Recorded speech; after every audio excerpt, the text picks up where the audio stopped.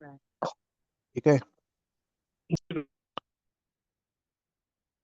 ने द्वितीय स्कंद के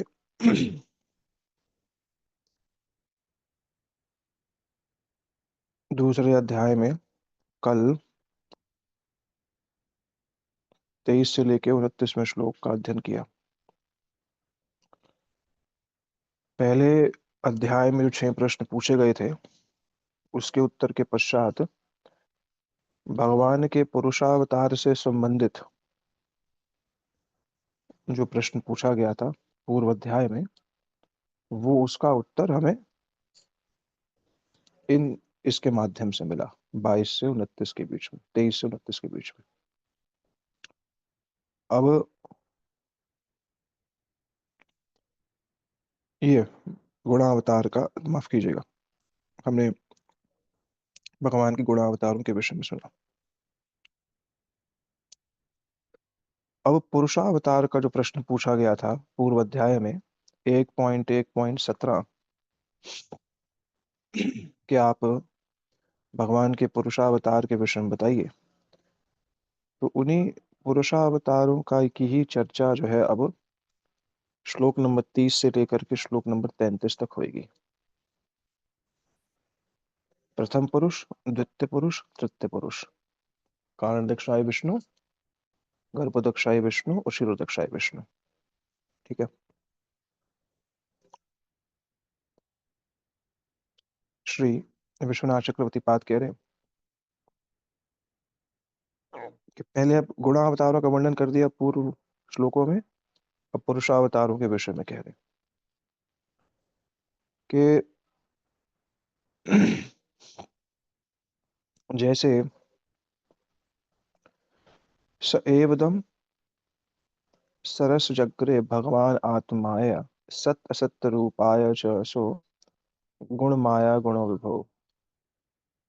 भगवान जो एवदम एक है, उन्होंने अकेले ही, सर्वशक्तिशाली भगवान ने, जिनमें कोई मायक गुण नहीं है, पहले इस जगत को, ब्रह्मांड को अपनी मायक शक्ति के माध्यम से बनाया। 3 गुणों से युक्त यह जगत है। कार्य कारण युक्त जगत है। कारण है तभी कार्य है। जैसे क्रिया है तो उसको कोई करने वाला है, कोई प्रभाव दिख रहा है तो उसके पीछे कोई कर्ता अवश्य है। अगर कोई प्रभाव दिख रहा है तो उसके पीछे कर्ता अवश्य है, यही भाव है। ठीक है ना। तो भगवान ने स्वयं ही सएव दम, भगवान आत्म माया, आत्म माया शब्द यहाँ पर किसके लिए प्रयोग किया जा रहा है? महामाया के लिए, माया प्रकृति के लिए आत्म माया। ये आत्म माया शब्द योग माया के लिए भी कहीं कहीं पर प्रयोग होगा, और इस स्थान पर जब जगत की बात की जा रही है तो आत्म माया का अर्थ क्या होगा? ये त्रिगुणमयी जो माया है, महामाया से इसका अर्थ लिया जाएगा। पूर्व अध्याय, पूर्व श्लोक में बताया गया जो रचयिता है, वहीं पर ही वर्णन किया गया कि कुछ पितरों का भजन करते हैं, कुछ ब्रह्मा जी का भजन करते हैं। पूर्व श्लोक में बताया गया अपने अपने अधिकारानुसार। पर स्थिति सत्व प्रस्थिति का भाव कब आएगा? जो वासुदेव परवेद, वासुदेव परमख, वासुदेव परयोग, वासुदेव पराक्रिया, वासुदेव परम ज्ञान, वासुदेव परम तप, वासुदेव परो धर्म, वासुदेव परागति। इसको स्थापित किया। अब अगले 4 श्लोकों में भगवान के पुरुषावतारों का वर्णन कर रहे हैं कि भगवान ही जो है, उन्होंने ही इस जगत को बनाया, कारण दक्षाई विष्णु के माध्यम से। वो भगवान माइक गुणों से रहित है, जैसे कल भी श्रवण किया गुणावतारों के विषय में, कि माइक गुणों के सतोगुण के निकट तो आते हैं पर उसे स्वीकारते नहीं।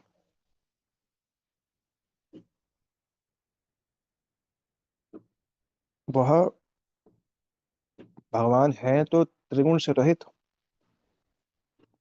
पर फिर भी इस गुणमय जगत का निर्माण जो है करते हैं, इस गुणमय जगत की उत्पत्ति करते हैं। वो कैसा जगत है? सत असत रूपया। ये जगत क्या है असत, पर प्रतीति कैसे हो रही है? सत की हो रही है। असत है मतलब क्या? जगत की सत्ता नहीं है ना, सत्ता है, पर जिस रूप में इस जगत को देखा जा रहा है ये उस रूप में नहीं है, इसे ही असत कहते हैं। जगत नाशवान है, दिख कैसे रहा है? नित्य है तो नाशवान। पर पश्यते पाक विपर्यास मिथुनी चारिणाम नृणाम, ये दिखता नहीं, दिखने पर भी दिखता नहीं। यही है परस्य विष्णुरीश्वस्य माया नाम अपनी विमोहिनी। ये माया है। कोई व्यक्ति क्या है, माया क्या है? तो सीधा उत्तर है, नाशवान जगत में उसकी नाशवान प्रकृति को देख करके भी उसमें आसक्त होना, यही माया है। जगत तो नाशवान है, असत है, असत माने इसकी निरंतर सत्ता नहीं रहनी,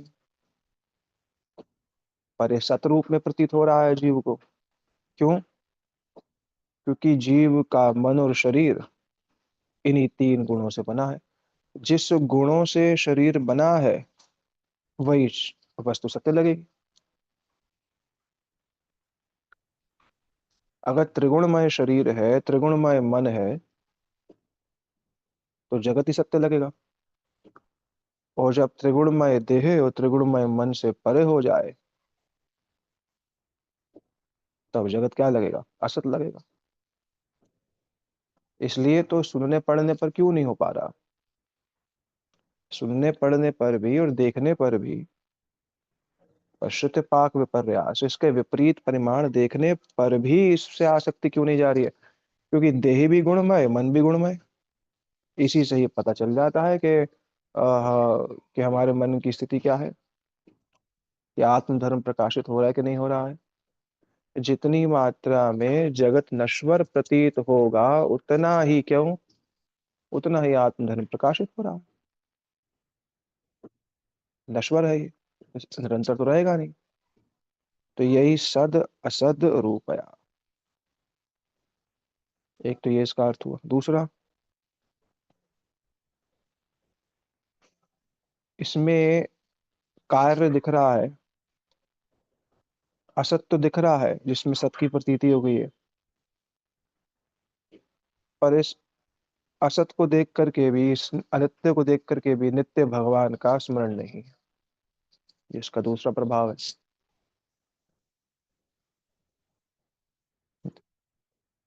तब भगवान ने क्या किया? यहाँ पर किसकी बात की जा रही है? गुणावतारों की बात की है, पुरुषावतारों की बात की जा रही है। तो प्रथम कौन? तीसरा श्लोक के कारण दक्षाई विष्णु के लिए कहा जा रहा है कि उन्होंने क्या किया। पिछले अध्याय के 17वें श्लोक में ये बात पूछी गई थी। जो 6 प्रश्न पूछे गए हैं उसमें इस बात को पूछा गया कि भगवान के पुरुषावतारों के विषय में बताइए। जो 6 प्रश्न थे, उन 6 प्रश्नों का एक ये महत्वपूर्ण प्रश्न था। तो उसी ही पुरुषावतारों के बारे में ही श्री सूत गोस्वामी जी यहाँ पर कह रहे हैं। क्या? लीलया ददता कलह। ये जो 17वें अध्याय में पूछा गया था उसी का ही उत्तर अब यहाँ दे रहे हैं। क्या उत्तर दे रहे हैं? कि वो जो पुरुषावतार है उनमें प्रथम पुरुष कौन? कारण दक्षाई ने इस जगत की सृष्टि करी। अगर ये टीकाकार इन बातों को ना लिखे ना, हमें तो समझ में नहीं आएगा कि कब, इस बात को गुरुदेव कह रहे थे कि कब कारण दक्षाई की बात हो रही है, कब शिव जी में भी कौन से शिव की बात हो रही है, कौन से कल्प के शिव की बात हो रही है, ये भी नहीं समझ में आए। क्योंकि जीव जो पढ़ने वाला वो क्या समझेगा इस चीज को। तो इसलिए प्रथम पुरुष कारण दक्षाई ने, इस कारण दक्षाई विष्णु ने इस जगत की सृष्टि करी। कारण दक्षाई विष्णु कौन है? वह श्री बलदेव श्री कृष्ण के पहले प्रकाश श्री बलदेव जी, उन्हीं का ही चतुर्व्यूह द्वारका में वासुदेव प्रद्युम्न अनिरुद्ध और संकर्षण, उन्हीं ही से ही प्रकट हुए कौन? महाविष्णु।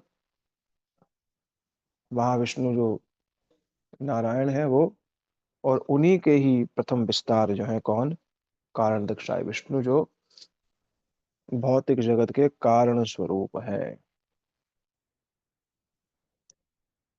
योग निद्रा इत्यादि में है, और लक्ष्मी जी जो है, रमा देवी, उनके चरणों की सेवा कर रही है, और उनसे ही कोटि कोटि ब्रह्मांड जो है प्रकट कर रहे हैं। यही कारण दक्षाय विष्णु ही महत तत्व पे ईक्षण करते हैं। प्रकृति जड़ है, प्रकृति स्वयं कार्य नहीं कर सकती, प्रकृति में शक्ति शक्ति संचारित की जाती।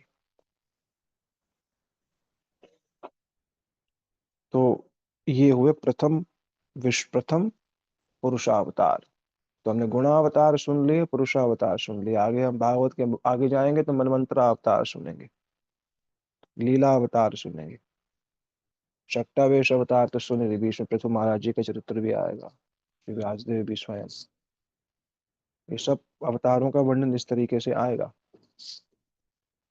अब ये प्रथम अवतार का वर्णन सबसे पहले यहाँ पर कर दिया। फिर जो द्वितीय इसका श्लोक है, 31वां श्लोक है, उसमें गर्भोदक्षाय विष्णु और क्षीरोदक्षाय विष्णु दोनों का वर्णन किया है। इसी में ही अंत प्रविष्ट आभाति नामक श्लोक भी आएगा। जगत में तो महतत्व की ओर तो इंगित कर दिया, महतत्व की ओर संकेत कर दिया ना, दृष्टिपात कर दिया। पर दृष्टिपात करने पर भी सृष्टि हुई नहीं। दृष्टिपात तो कर दिया, पर दृष्टिपात करने पर भी जो विसर्ग, सर्ग तो हो गया, पर विसर्ग होना बाकी था। फिर आए द्वितीय पुरुषावतार कौन? गर्भो दक्षाय विष्णु। वो एक एक ब्रह्मांड में प्रवेश कर गए। कारण दक्षाय विष्णु सभी ब्रह्मांडों की आत्मा है। गर्भो दक्षाय विष्णु एक विशिष्ट ब्रह्मांड की आत्मा है।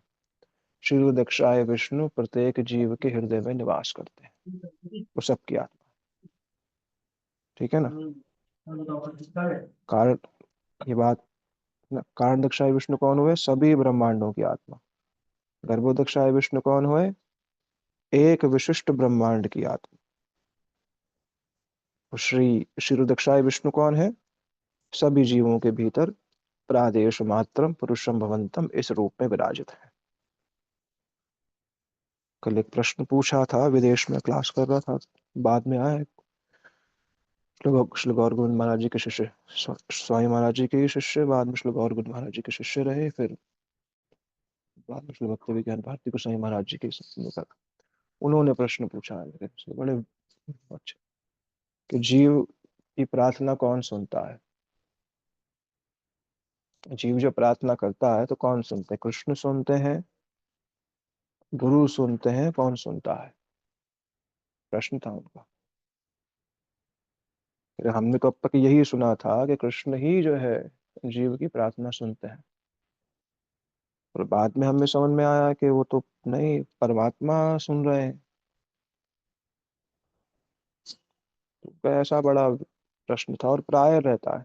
थोड़ा सा इन चीजों को जानने पर ना, होता क्या है कि उसका सही तात्पर्य ना समझने पर, नहीं, प्रार्थना तो केवल और केवल कृष्ण तुम्हारी कोई प्रार्थना सुनते ही नहीं, ऐसी बात।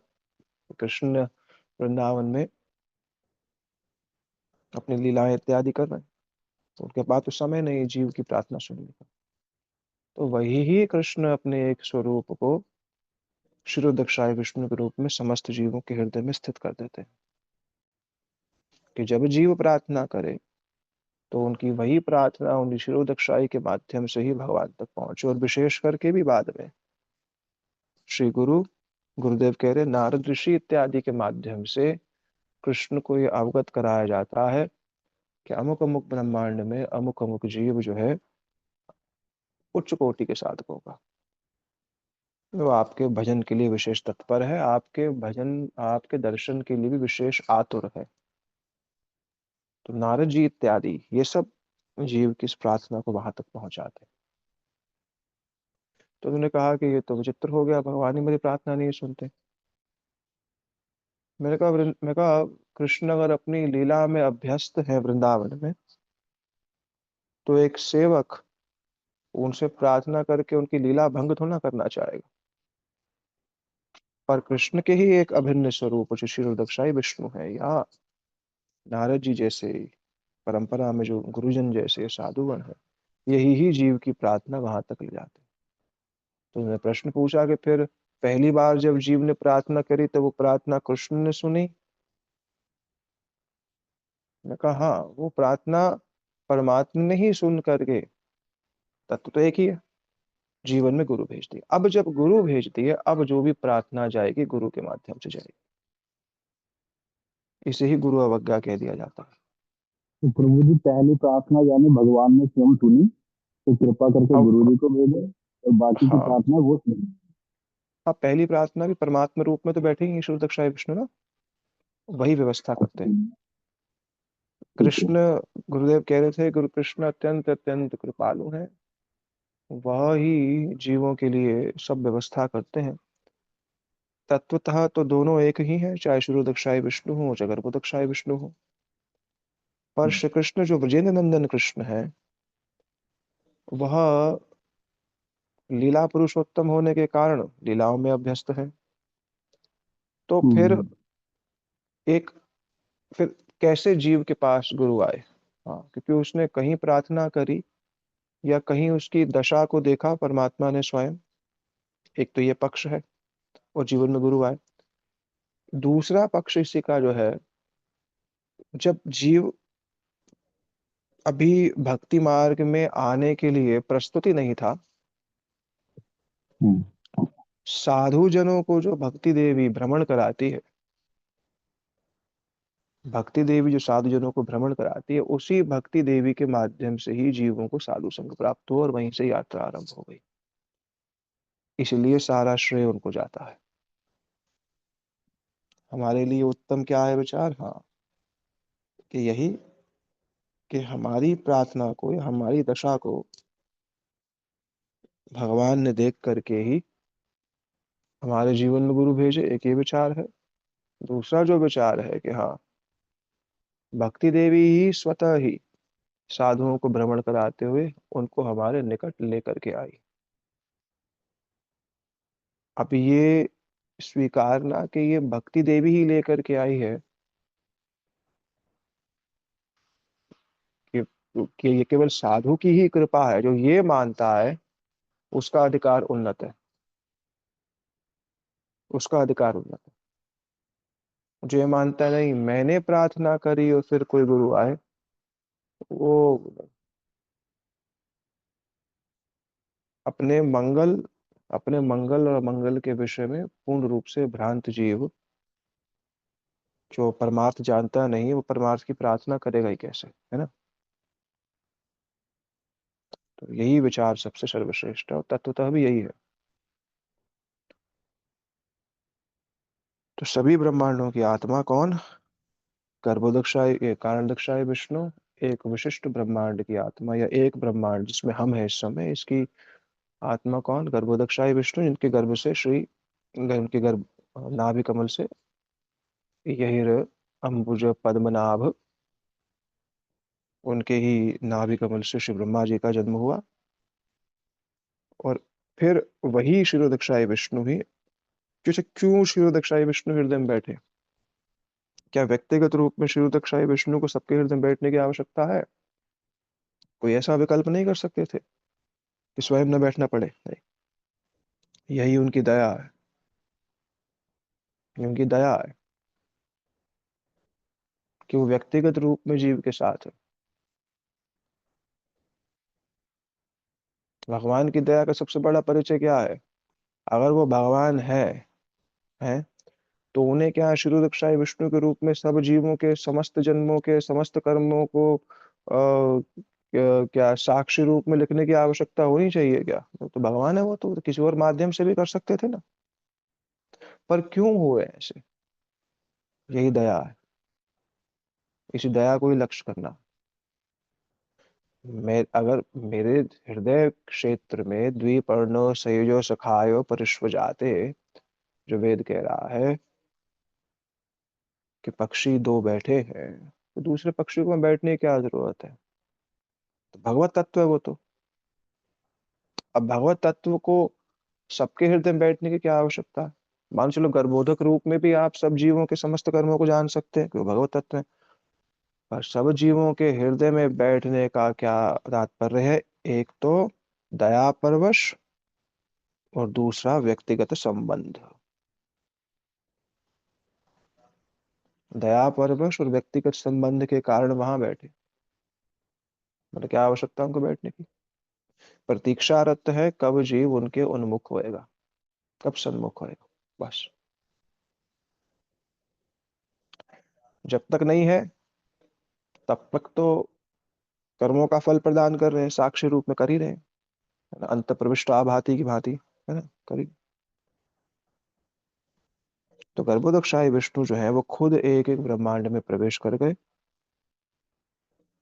और शीलदीक्षाई विष्णु जो है समस्त जीवों में प्रवेश कर गए। वो लग तो रहे हैं कैसे? मनुष्यों की भांति अंत प्रविष्टा, श्लोक है इसे, अंत प्रविष्टा भांति विज्ञान विजृंभिता। वो लग तो रहे हैं कैसे? एक, क्योंकि वो भौतिक ब्रह्मांड में आए हैं, गर्भदक्षाय विष्णु, तो वो फिर भौतिक अवयवों से स्पर्श हुआ नहीं, स्पर्श नहीं हुआ उनको, उससे कोई विकार नहीं हुआ उनमें कोई। अब इस श्लोक की टीका में चक्रवर्ती पाद क्या कह रहे हैं? उन्होंने, वो गुणों से संपर्क युक्त है पर गुणों से प्रभावित नहीं। भगवान सब भी जो भी वस्तु वो निर्माण करते हैं उसके अंतर्यामी वही ही है, क्योंकि कार्य है ना, कार्य है तो कारण होगा। जगत में तो जगत कार्य है, कार्य माने जगत एक अभिव्यक्ति है, तो अभिव्यक्ति किसी व्यक्ति की तो होगी। तो अगर जगत में जो भी निर्माण कार्य हो रहा है, या जो कुछ भी हो रहा है, सृजन हो रहा है, या जो कुछ भी प्रलय हो रहा, वो एक कार्य है, तो कार्य है तो कारण की तो आवश्यकता है ही सही। इसे जगत के प्रत्येक कार्य के कारण है, इसीलिए अनादिरादर गोविंद सर्व कारण कारण कहा जाता है। समस्त कारणों के कारण है वो। जितने भी कार्य हैं, उन सभी कार्यों के जितने भी कारण हैं, उन समस्त कारणों के भी कारण कौन है? गोविंद। अब इससे समझो, भगवान की सृष्टि जो है, भौतिक सृष्टि की अगर दृष्टिकोण देखा जाए, सिर्फ केवल भौतिक सृष्टि ही भगवान ने जीवों के लिए कितने दया परवश होकर के, करुणा परवश होकर के बनाई। नरोत्तम दास ठाकुर जी अपने एक पद में इस बात को कह रहे हैं कि अधम दुर्गति जने केवल करुणा मने, त्रिभुवन ए यश ख्यात ख्याति। अधम जीव जो है वो तो दुर्गति में, अधम दुर्गति जीवों के प्रति, अधम दुर्गति जने केवल करुणा मने, ये करुणा ही तो है। नहीं बनाते ये सब, कुछ भी नहीं बनाते, अवसर ही नहीं देते जीवों को भगवत धाम आने का, तो कोई क्या कर लेता? और उसके बाद भी जीव इतना अकृतज्ञ है, इतना अकृतज्ञ है, क्या बोला जाए। चलो पशु अकृतज्ञ हो, पशु भी इतने नहीं होते, मनुष्य कितने अकृतज्ञ हैं। किसी के लिए कुछ भी करे, बस अकृतज्ञता, वो अकृतज्ञता उसका बहुत बड़ा दोष है।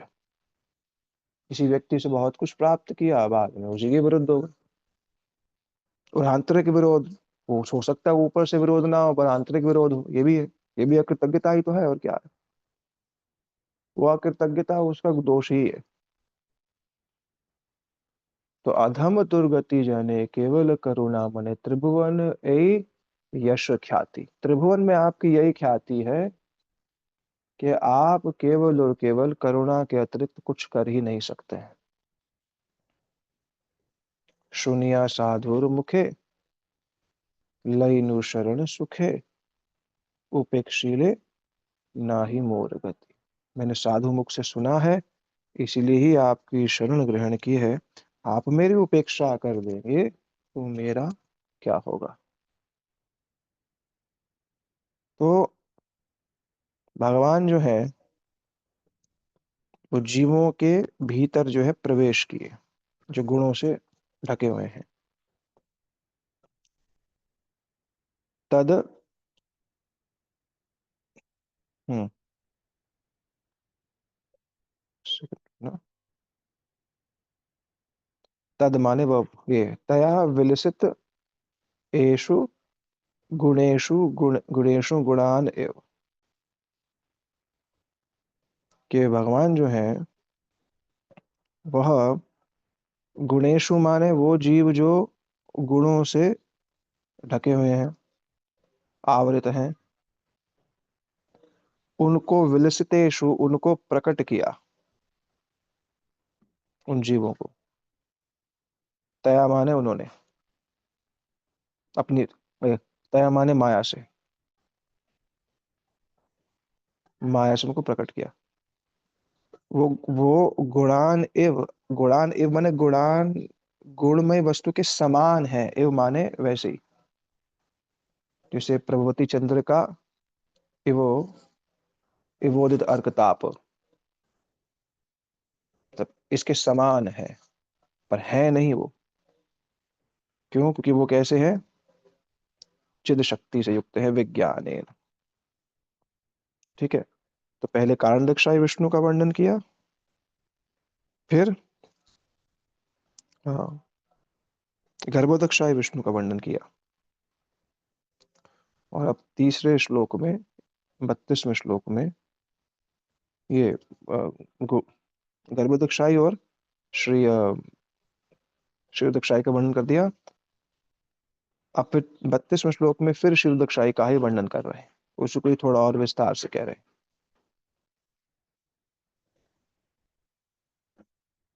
क्या कह रहे हैं कि भगवान जो है वो परमात्मा की भांति सर्वत्र व्याप्त है, इसलिए वो बहुत सारे अब लगते हैं एक ही। अब कितने सारे क्षीरोदक्षाई विष्णु इस ब्रह्मांड में। अच्छा, गर्भोदक्षाई विष्णु कितने हैं इस ब्रह्मांड में? कितने गर्भोदक्षाई विष्णु हैं?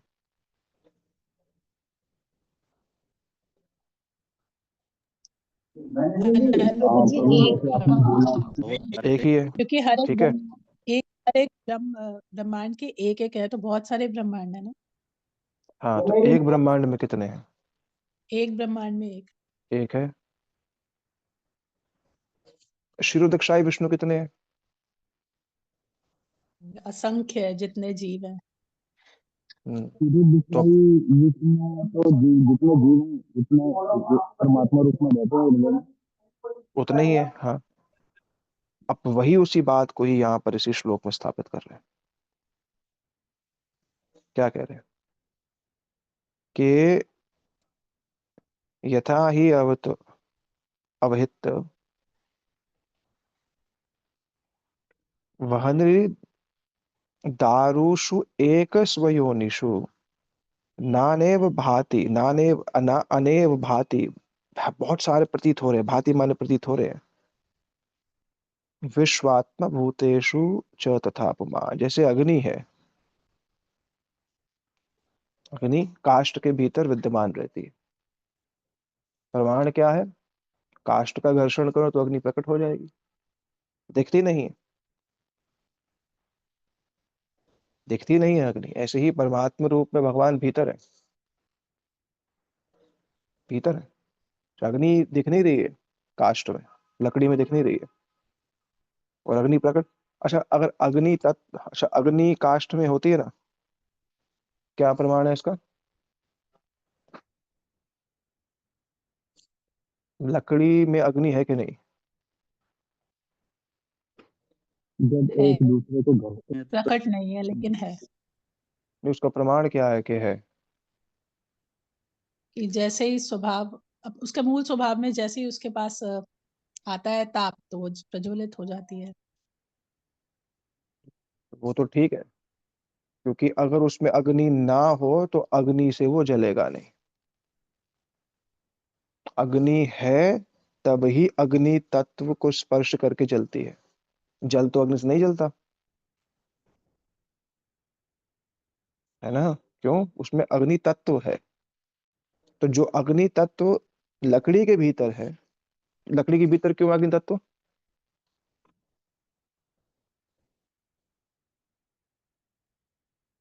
लकड़ी के भीतर अग्नि तत्व क्यों है?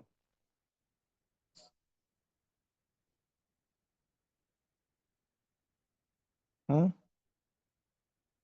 उसी से बनी है, किससे बनी? उसके मूल स्वभाव में है अग्नि, ये किसके मूल स्वभाव में है अग्नि? लकड़ी के। ये लकड़ी क्यों है उसके अंदर? क्योंकि लकड़ी की उत्पत्ति भूमि से हुई है और भूमि में अग्नि है, इसी कारण से।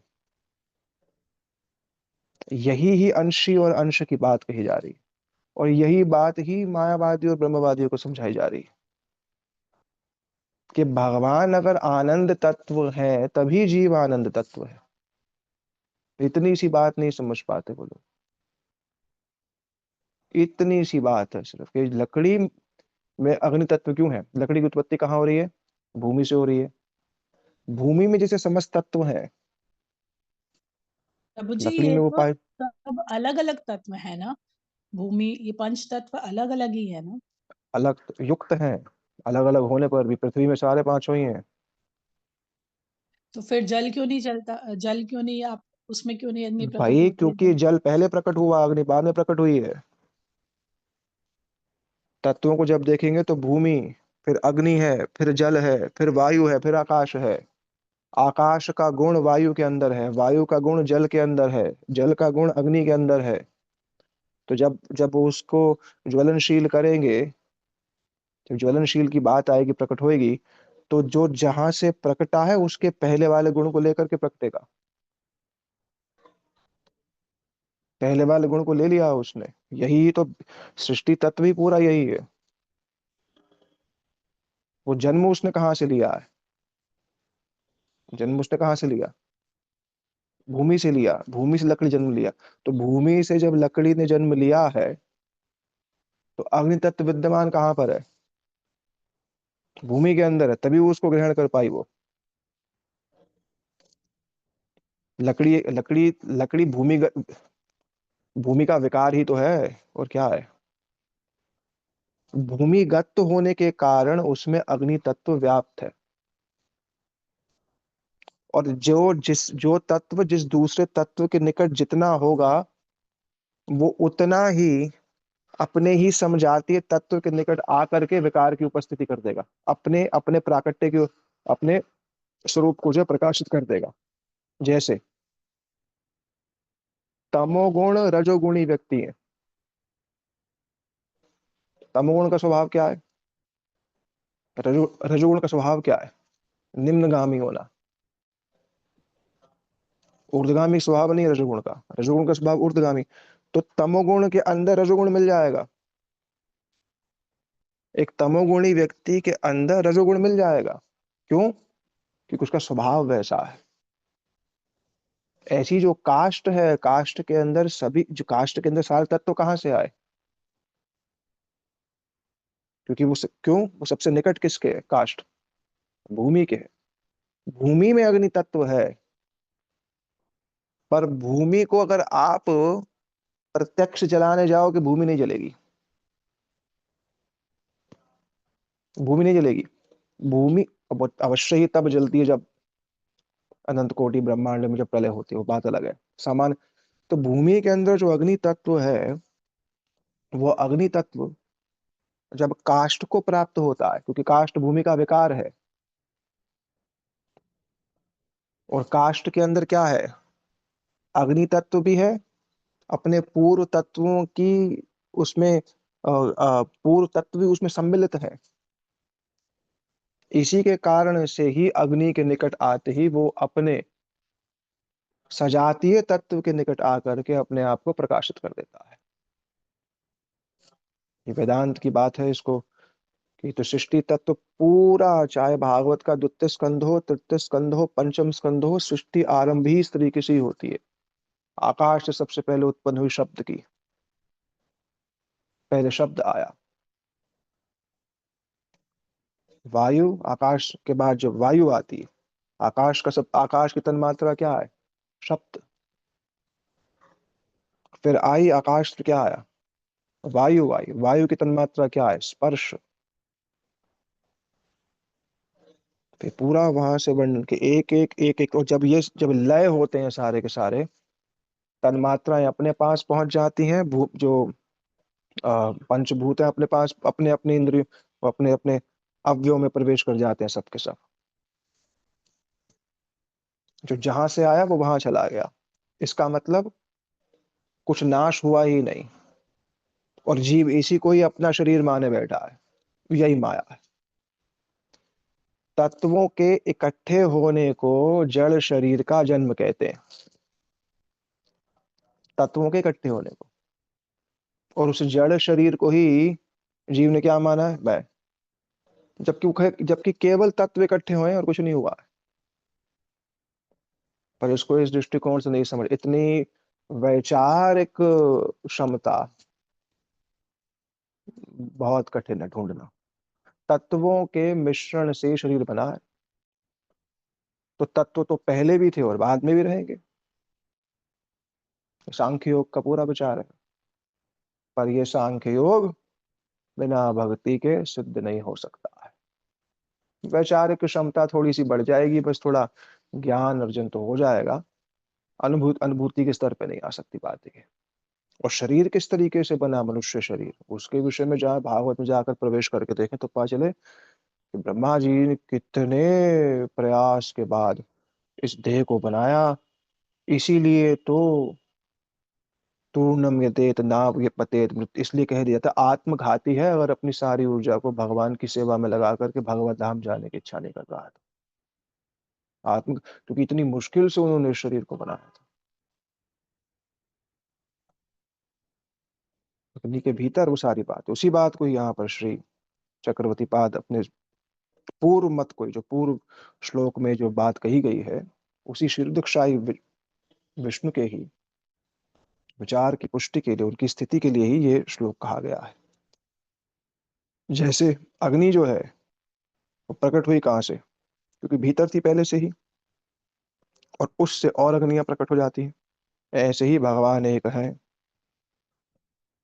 जो ब्रह्मांड की आत्मा है पूरे, वही ही अपना विस्तार करके परमात्मा रूप में सब जीवों के हृदय में प्रवेश कर जाते हैं।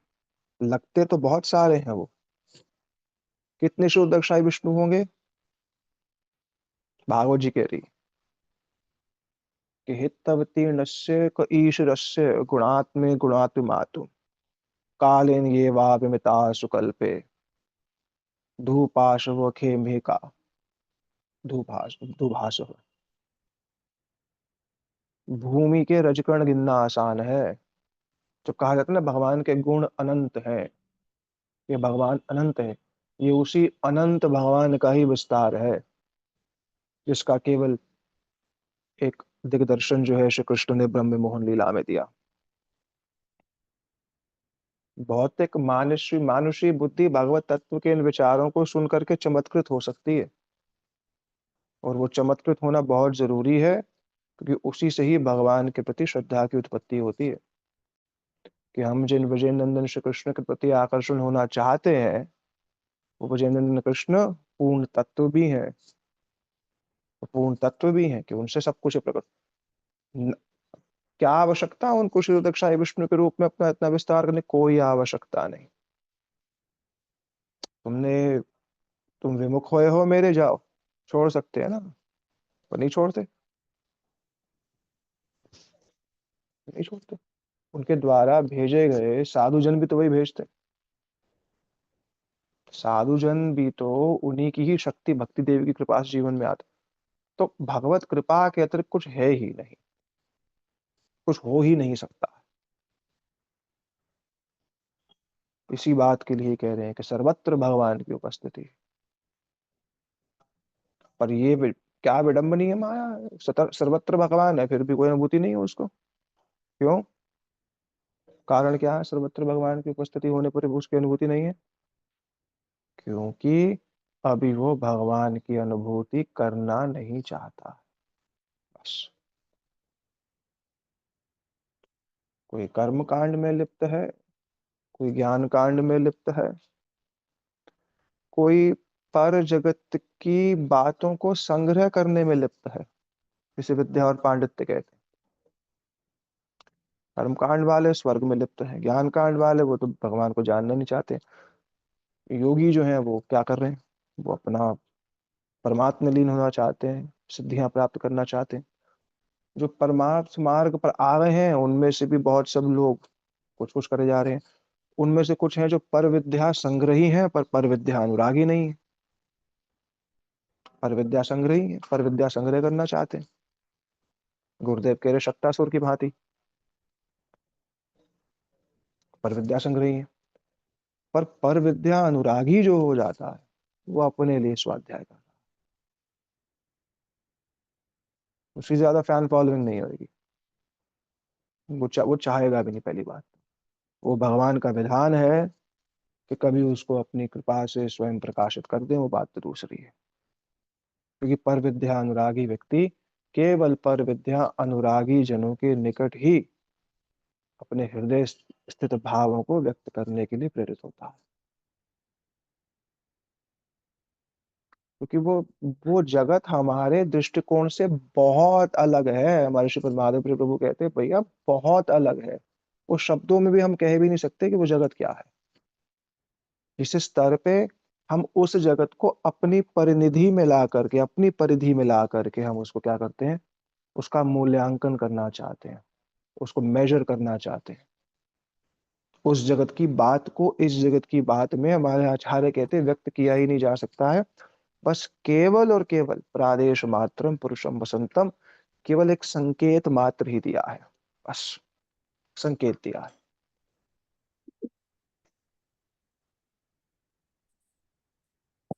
वही बात ही कह रहे हैं कि वही भगवान ही जो है अग्नि है, वही सर्वत्र।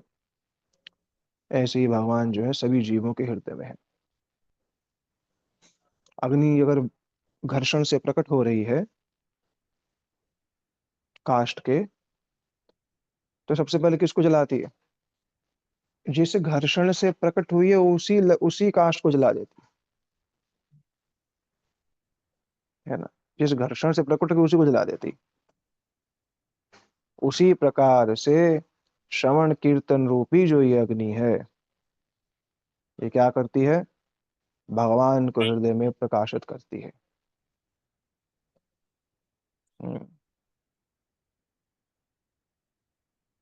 शुश्रूषु श्रद्धानयस्य वासुदेव कथा रुचि स्यात् महत्सेव्य पुण्य तीर्थ निषेवनाथ। हृदय अंत स्थित अभद्राणि विधुनोति सुहृद सता। अंत स्थित में जो अभद्र हैं, लाभ पूजा प्रतिष्ठा और ये सब जितने भी हैं, भगवान वहाँ प्रकट होते हैं और जीवों की उस माया का नाश करते हैं, यही। तो वो कारण श्री दक्षाय विष्णु के हृदय में बैठे हुए हैं, वह कौन है? चैत्य गुरु। चित्त में जो गुरु विराजित रहते हैं वही। फिर वही चित्त गुरु ही महंत गुरु के रूप में सामने आता है, जिसी को आचार्य माम विजानयात कह दिया जाता है। और प्राय जीव चैत्य गुरु के प्रति तो श्रद्धावान होता है, पर महंत गुरु के प्रति उसकी वैसी श्रद्धा नहीं होती। क्यों? क्योंकि महंत गुरु किस आकार में आया है? मनुष्य के आकार में, है ना। उसमें तो मानुषिक क्रियाएं दिख रही हैं। वो दिख रहा है, वो तो खाता है, वो पीता है, वो सोता है ना। उसके चतुर्भुज तो है नहीं, वो तो द्विभुज ही है। इसलिए ही अर्चा में हरे पूजा, ये श्रद्धा ये हेतवे, न तद्भक्तेषु अन्येषु स भक्त प्राकृत स्मृतः। अर्चा विग्रह के प्रति तो बहुत सम्मान है, पर ना तद्भक्तेषु च अन्येषु, पर भगवान और भगवान भगवान के भक्तों के प्रति तो वो भक्त प्राकृत है। प्राकृत माने अभी कनिष्ठ कोटि का है। किसी का अधिकार उन्नत हुआ है नहीं हुआ कैसे पता चलेगा? उसके अपने श्री गुरु के प्रति श्रद्धा से। गुरु के प्रति कितनी मात्रा में मर्त्य बुद्धि समाप्त हो गई है। गुरु के प्रति मर्त्य बुद्धि कितनी मात्रा में समाप्त हो गई, यही अधिकार उन्नत होने के यही यही सब मापदंड है।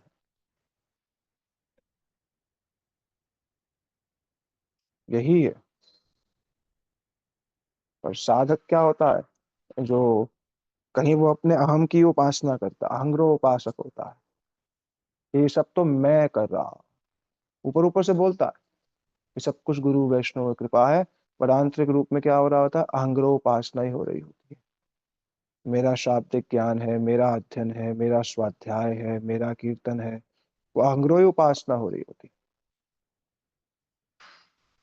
इसलिए मध्यम मध्यम कनिष्ठ हो जाए, ये मध्यम मध्यम हो जाए, कनिष्ठ पहले तो कनिष्ठ भी हो जाए पहले, तो वो भी अपने आप में बात है। कनिष्ठ का भी एक बहुत बड़ा लक्षण है, भगवान के प्रति उसकी अटूट श्रद्धा है। अटूट श्रद्धा होती है कनिष्ठ की। तो वो सपने ही उस विचार को यहाँ पुष्ट कर रहे हैं। अंतिम श्लोक कह रहे हैं, ये सब कह दिया। अंतिम श्लोक है द्वितीय अध्याय का। क्या? के दो श्लोक है, माफ।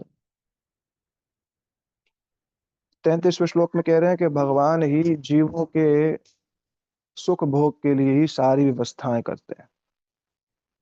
जीव कारण आसिया प्रपंच लीला कैलय सुविलास। जीव के लिए खुद ही जगत में आ जाते हैं, पहले जीव के लिए जगत का निर्माण कर देते हैं। वही परमात्मा जो है वो क्या करते हैं? वही वो परमात्मा प्रेरक हैं। जीव प्रेय है, ये बड़ा कठिन विषय। इन सब बातों को कहने पे सोचना पड़ता दो बार कितना समझ पाएंगे, पर फिर भी कहना है कि परमात्मा जो है वो सब जीवों में प्रवेश कर जाते हैं। और भौतिक जो ये प्रकृति है, इस भौतिक प्रकृति के भोग के लिए जो त्रिगुणमय प्रकृति है, मन के द्वारा इसका भोग करवाते हैं। भागवत जी में स्थान पर कहा गया एकादश में, भोग सामने नहीं है इसका अर्थ ये नहीं है कि वो भोगी नहीं है। अधिकांश जो जीव हैं वो वस्तु माने स्त्री या पुरुष, खाने के पदार्थ, ये सब वस्तुएं सामने नहीं है, या घूमने के स्थान सामने नहीं है, पर मन से क्या कर रहा है? दूर स्थित होने पर भी उसका भोग करता है। क्योंकि शरीरगत भोग तो उसका बड़ा सीमित है। अगर विचार करके देखो, मनुष्यों का जो प्रत्यक्ष भोग है शरीर का, वो तो बहुत सीमित है। भाई स्त्री पुरुष आपस में कितनी देर विहार करते हैं, खत्म। भोजन की स्पृहा कितनी देर तक रहती है? शरीर से तो भोग बहुत कम होता है। वस्तु सामने नहीं है इसका मतलब भोग नहीं कर रहा है, ऐसा विचार नहीं। वस्तु वस्तु सामने नहीं है, पर मन से उसका भोग कर रहा। तो भगवान क्या करते हैं? वही परमात्मा जो है सारी वस्तुओं को उसके सामने जो है प्रस्तुत करा करके अब उसका भोग करवाते हैं। सब जीवों में प्रवेश कर जाते हैं सब। अच्छा, केवल जीवों में प्रवेश नहीं कर रहे, इंद्रियों में प्रवेश कर रहे हैं, वस्तुओं में प्रवेश कर जाते हैं, इंद्रियों में, मन में प्रवेश करते हैं। उसके कारण ही जीव इस त्रिगुण में सृष्टि का भोग कर पाता। तो जिह्वा को, जिह्वा का रस ही ना हो तो भोग क्या करेगा खाने का? करेगा ही नहीं। तो परमात्मा ही जो है, उन्होंने ही इस पूरे भूत सूक्ष्म, भूत सूक्ष्म इंद्रिय आत्म भी, भौतिक वस्तु में प्रवेश कर गए, इंद्र में प्रवेश कर गए, आत्मा में माने मन में प्रवेश कर गए।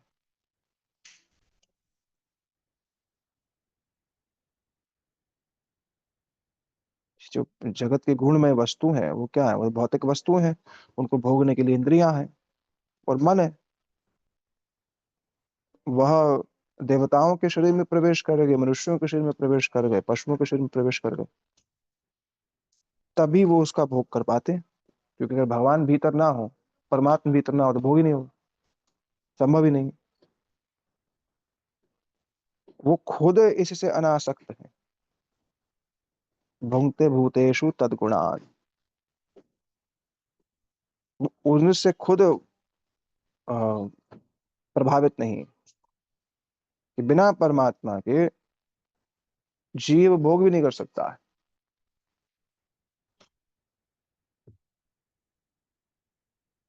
क्योंकि जीव कौन है? भगवान की तटस्थ शक्ति है। वो जीवों को अपना भोग करने का अवसर दे देते हैं, जाओ। क्योंकि अगर भगवान जीवों का कल्याण करना ही चाहते तो तत्क्षणात कर दे। सृष्टि स्थिति उद्भव प्रलय हेतु यत जागरण सुषुप्ति सत्य बहिष्य, है ना? तो खुद ही कर दे, पर नहीं, अवसर दे रहे हैं, साथ रह करके अवसर दे रहे हैं कि तो मैंने मैंने दोनों स्थान बना दिए हैं, तुम जो करना चाहो वो करने के लिए तुम मुक्त हो। ये इस 33 तक इसी ही बात को ही स्थापित कर दिया, 29 से लेकर 33 तक तीनों पुरुषावतारों के विषय में बता दिया। अब पूर्व अध्याय में प्रश्न पूछा गया था क्या, कि भगवान जो है वह,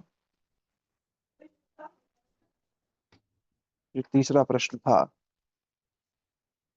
कि भगवान जो है वह क्यों देवकी जी के गर्भ से प्रकट हुए, देवक्या वासुदेव से जात यस्य चिकीर्षया, वसुदेव जी के पुत्र के रूप में क्यों आए। ये है इसका उत्तर। अब यह 34वां श्लोक। कह रहे भगवान सभी जितने भी ब्रह्मांड है उन सबका पालन करते हैं, और उन सब ब्रह्मांडों में देवता इत्यादि भी रहते हैं, मनुष्य भी रहते हैं, निम्न पशु भी रहते हैं, और भगवान अनेक अनेक अवतार इत्यादि भी लेते हैं। तो ये उन सबको फिर विशुद्ध सत्व में स्थापित करने के लिए ही भगवान ने देवक्या वासुदेव से जात यस्य चिकीर्षया। अब दूसरी बात हुआ है कि भगवान के आने के और भी कारण हैं। अनुग्रहाय भक्तानां मानुषम देवाश्रितम भजते तादृश क्रीड़या श्रुत्वा परपज, वो भी कारण है, जो मूल कारण है। स्वामी महाराज जी इसकी टीका में भी बात कह रहे हैं कि भगवान के आने का कारण क्या, तमो अन्यात ऋष्यन्ति ही आगर स्वम पदमेश्वर, जीवों को अपनी ओर आकर्षित करके अपने धाम के प्रति आकर्षित करना। ठीक है, ये मूल कारण। पर इसी जो पिछले अध्याय का जो तीसरा प्रश्न था, भगवान ने क्यों आ, देवकी जी के गर्भ से प्रकट होकर के वसुदेव जी के पुत्र वासुदेव के रूप में सब खुद को स्वीकारा, उसका उत्तर अब दे रहे। वाति ये सत्वेन लोकान वै लोक भावना लीला अवतार नृतो देव त्रयान नारदार। और यहीं से ही अब हमें क्योंकि यहाँ जो लीला अवतार देव त्रियान बताया है, त्रियान वाले जो अ, तिर्यक होते हैं जल इत्यादि में, क्योंकि वहां वहीं से ही भगवान के अब 24 अवतारों का वर्णन अगले अध्याय में शुरू हो जाएगा। क्योंकि ये कोई कोई भी बात अगर कही गई होगी तो उसके पीछे पूर्व पक्ष देखना होता है।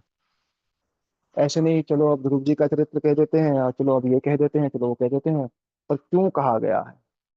वक्ता और श्रोता की जो एक श्रृंखलाबद्ध व्याख्या है, उसको पढ़ने पर समझ में आता है कि क्यों कृष्णस्तु भगवान स्वयं शब्द आया ही क्यों, इस श्लोक के कारण आया। कि भगवान जो कि जगत के रचयिता हैं, वो अनेक अनेक प्रकार के लीला अवतार ग्रहण करते हैं। कभी मनुष्य रूप में आते हैं, उपेंद्र रूप में आ गए, देव रूप में आ गए, पशु रूप में आ गए, किस रूप में आ गए, मत्स्य रूप में आ गए, श्री नरसिंह रूप में आ गए। श्री मत्स्य रूप में आते हैं, श्री नरसिंह रूप में आते हैं, श्री हयग्रीव रूप में भी आते हैं, मनुष्य रूप में आते हैं, जगत की रक्षा करते हैं, जिससे कि सत्वेन लोकान वै लोक भावना, विशुद्ध सत्व के प्रति जीवों को आकर्षित, जो अभी सत्वरज तम में है, उन सबको सत्वरज तम से मुक्त करके विशुद्ध सत्व में स्थापित करने के लिए आते हैं, मानो अपनी ओर आकर्षित करने के लिए आते हैं।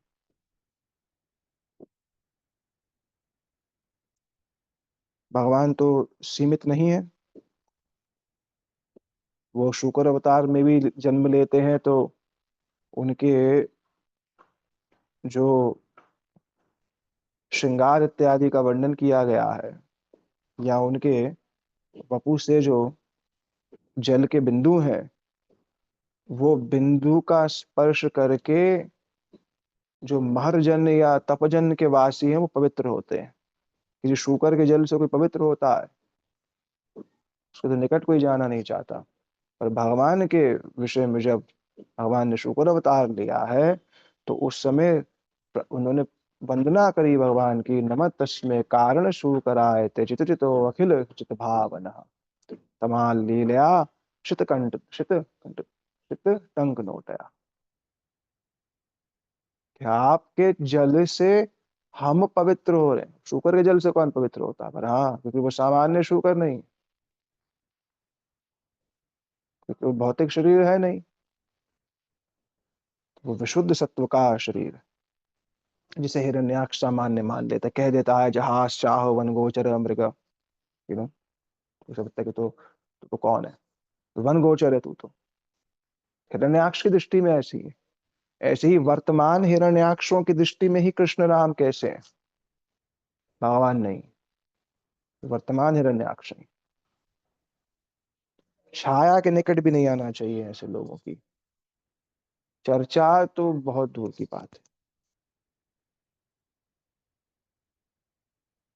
क्योंकि ये जितने भी ये हैं, इनका वाक जाल ऐसा है कि अगर श्रेष्ठ साधु नंग संग ना हो, तो ये कब अपनी ओर आकर्षित करके जीव के स्वरूप को कबलित करते हैं। ऐसा वाक जाल है इन लोगों का, कब क्या प्रस्तुत करते हैं। कृष्ण अभी चल रही हैं सारी कहानियां, फिर शुरू हो गई हैं कि कृष्ण ने तो गीता कही ही नहीं है, ये तो गीता किसी और ने कही है। बात फिर शुरू है।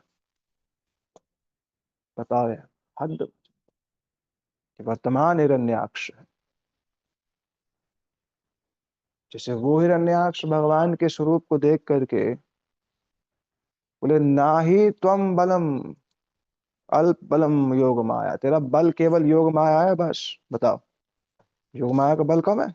कह रहे तेरा अल्प पौरुष है, त्वम अल्प पौरुष योग माया।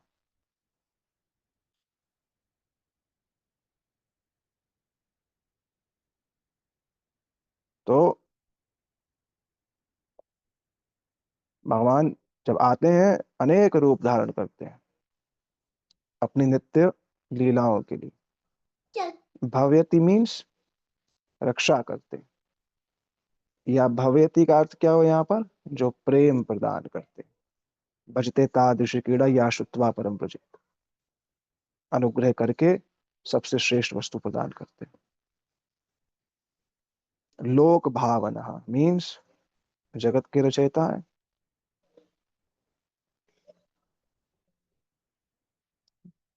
भाविति लोकान में, और पहले ही कह दिया कि वो जगत की रक्षा करने वाले हैं। ये 4 श्लोकों में अब पुरुषावतारों का वर्णन करके श्री सूत गोस्वामी जी अब जो पूछा था कि आप भगवान के विभिन्न अवतारों के विषय में बताइए, अब वह भगवान के विभिन्न अवतारों का वर्णन जो है वह अगले अध्याय में जो है करेंगे। जैसे पहले पुरुषावतारों का वर्णन कर दिया ना, अब उन्हीं पुरुषावतारों का वर्णन ही अगले पहले श्लोक से 5वें श्लोक में उसी का ही वर्णन करेंगे। फिर उसके बाद से भगवान के जो 24 अवतार हैं, प्रथम कौमार सर्ग, यज्ञ शौकर वृपो, देव ऋषि मुपत्यसा, नर नारायण ऋषि इत्यादि, फिर वहीं से ही जाएंगे कहाँ, एतः चांस कला पुंसः कृष्णस्तु भगवान स्वयं, इंद्रियाणि व्याकुलम लोके मृडंत युगे युगे। फिर उस श्लोक तक, इसे पारिभाषिक सूत्र कहते हैं भागवत का, पारिभाषिक सूत्र है भागवत का ये। तो ये सब पहले कह दिया, अवतारा ही असंख्या नाम हरि सत्व निधि दुजा, यथावदासन कुल्या सरस शिव शास्त्रश। अनेक अनेक अनेक अवतार हैं 24 कहने के बाद, हैं अनेक अनेक अवतार हैं। पर ये सब कहने के बाद बोला, नदियां जिस प्रकार से निकल करके समुद्र में प्रवेश करती हैं या समुद्र से अनेक नदियां निकलती हैं, उसी प्रकार से भगवान के भी असंख्य अवतार हर क्षण होते रहते हैं। पर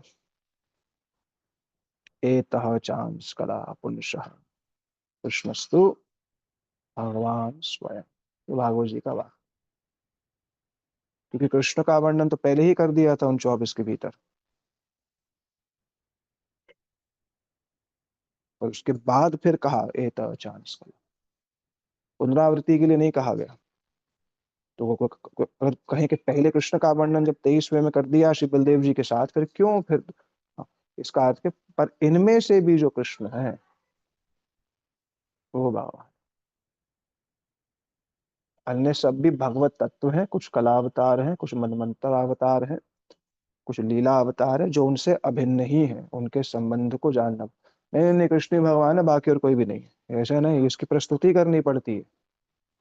शास्त्र की भाषा लोकल लैंग्वेज में उसको नहीं कह सकते जो जागतिक भाषा में है, तो इतने समझ में नहीं आते कृष्ण भगवान ना, उसको प्रस्तुति करनी पड़ती है। प्रस्तुति के लिए विचार, अध्ययन, धैर्यता, निध्यासन की आवश्यकता है। कृष्ण परम तत्व है, अवश्य ही है, कोई संशय नहीं। और उस परम तत्व की सही सही रूप से प्रस्तुति करके ही, पहले तो स्वयं को सही प्रस्तुति करें, पहले तो स्वयं से को श्रवण करें, फिर समस्त पुरुषावतारों का, लीलावतारों का उनसे संबंध जाने, फिर उसके बाद प्रश्नकर्ता को, जिज्ञासु के निकट अपने इस विचार को जो है प्रस्तुत जो है करके उसकी श्रद्धा को जो है पुष्ट करना चाहिए। श्री गुरुदेव की जय, श्री प्रभुपाद की जय, समस्त रूपानुकुर परंपरा की जय, भुवन मंगलकार हरिनाम संकीर्तन की जय, भक्त प्रवर श्री प्रहलाद महाराज की जय, सर्व विघ्न विनाशक भगवान नृसिंह देव की जय, श्री राधा गोविंद गोपीनाथ मदन मोहन जो की जय, श्री कृष्ण चैतन्य प्रभु नित्यानंद श्री अद्वैत गदाधर शिवासद शिव भक्तवृंद की जय, श्री राधा गोविंद गोपीनाथ मदन मोहन श्री राधा गोकुल मंजू की जय, श्री राधा रमन लाल की जय, अनंत कृष्ण ग्रंथ राज श्रीमद् भागवत महापुराण की जय, श्री चैतन्य चरितामृत की जय, श्री चैतन्य भागवत की जय, श्री विश्वनाथ चक्रवर्ती पाद की जय, श्री व्यास जी महाराज की जय, श्री सुखदेव गोस्वामी पाद की जय, श्री परीक्षित जी महाराज की जय, श्री नारद ऋषि की जय, अनंत कोटि वैष्णव वृंद की जय, समागत गौर भक्त वृंद की जय, सताय गौर प्रमानंद। हरि हरि बोल। हरे कृष्ण कृष्ण कृष्ण हरे हरे, हरे राम राम राम हरे हरे, हरे कृष्ण कृष्ण कृष्ण हरे हरे, हरे राम राम राम हरे हरे, हरे कृष्ण कृष्ण कृष्ण हरे हरे, हरे राम राम राम हरे हरे कृष्ण। दंडवत प्रणाम प्रभु। हरे कृष्ण। हरे कृष्णा, दंडवत प्रणाम प्रभु जी। दंडवत सभी को हरे।